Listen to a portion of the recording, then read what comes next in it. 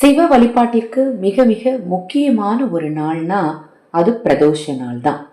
12/6/2026 வைகாசி மாதத்தின் 29ஆம் நாள் வெள்ளிக்கிழமையில இன்று பிரதோஷம்.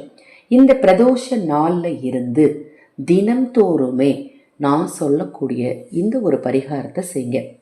சிவ வழிபாட்டில் ரொம்ப ரொம்ப முக்கியமான சில விஷயங்கள் அப்படிங்கிறது நம்ம எல்லாருக்கும் நல்லா தெரியும். சிவன் அபிஷேக பிரியர். உங்களால் முடிந்த அளவு பிரதோஷ நாளில் அபிஷேகத்துக்கு பொருளை வாங்கி கொடுங்க. முடிஞ்சால் சிவாலயத்தில் போய் ஒரு 10 நிமிஷம் தியானம் செஞ்சுட்டு வாங்க.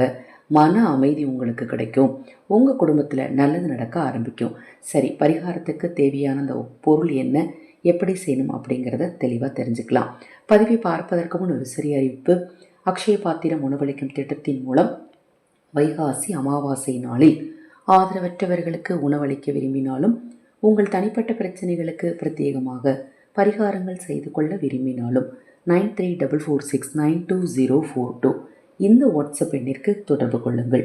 இதை நான் ஏன் பிரதோஷ நாளில் இருந்து ஆரம்பிங்க அப்படின்னு சொல்கிறேன்னு பார்த்தீங்கன்னா, சிவனுக்கு ரொம்ப ரொம்ப உகந்த இலையான வில்வ இலையத்தான் இந்த பரிகாரத்துக்கு பயன்படுத்த போகிறோம். என் வாழ்க்கையில் எனக்கு இனி எந்த நல்லதுமே நடக்காது அப்படின்னு நினைக்கிறவங்க இந்த வில்வ இலையை பயன்படுத்தி நான் சொல்லக்கூடிய இந்த பரிகாரத்தை செஞ்சீங்கன்னா நீங்கள் தொட்ட காரியத்தில் எல்லாமே நிச்சயமாக வெற்றி உண்டாகுங்க. இதற்கு நீங்கள் சிவாலயத்தில் கொடுக்கக்கூடிய வில்வ பயன்படுத்திக்கிட்டாலும் சரி, இல்லை நர்சரி கார்டனில் போய் ஒரு சின்ன செடி வாங்கி வச்சு அதில் இருக்கக்கூடிய இலை எடுத்து பயன்படுத்திக்கிட்டாலும் சரி, காய்ந்த வில்வ இலை கிடைத்தாலும் சரி, அதையும் நீங்கள் தாராளமாக பயன்படுத்திக்கலாம்.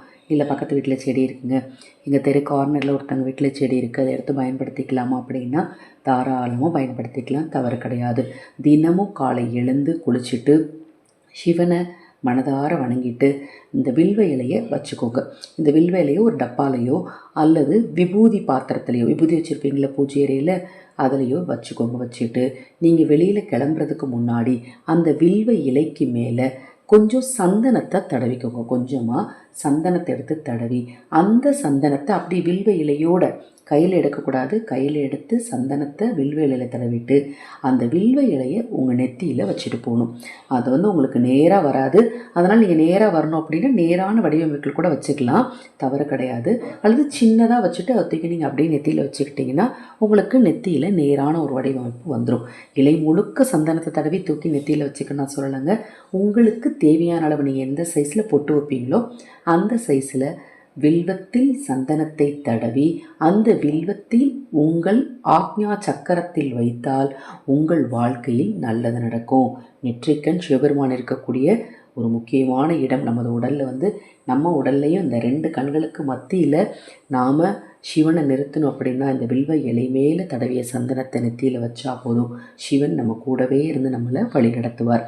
இப்போ நான் சொன்ன பரிகாரத்தை உங்கள் வாழ்க்கையில் தினம்தோறும் செய்துட்டு வாங்க. பல அற்புதங்கள் நடக்கும். மன அமைதி உண்டாகும், மன தெளிவு பிறக்கும், தெய்வ ஆற்றல் அதிகரிக்கும், நேர்மறை சிந்தனை அதிகரிக்கும். இந்த சந்தனத்தை உங்கள் வீட்டில் இருக்கவங்களுக்கும் நீங்கள் தாராளமாக பயன்படுத்தலாம். ஒரு வில்வலையை எல்லாரும் பயன்படுத்தலாம் அப்படின்னா தாராளமாக பயன்படுத்தலாம், தவறு கிடையாது. ஒவ்வொரு முறையும் கழுவிட்டு அதன் பிறகு நீங்கள் யூஸ் பண்ணிக்கோங்க. இந்த பதிவில் உங்களுக்கு ஏதாவது சந்தேகம் இருந்தால் வாட்ஸ்அப்பில் கேளுங்க. தொடர்ந்து நம்ம சேனலை பாருங்கள். ஹரஹர சங்கர ஜெய ஜெயசங்கர. மகாபெரிவா திருவடிப்பாதம் சரணமும் சரணம். நல்லதே நடக்கட்டும்.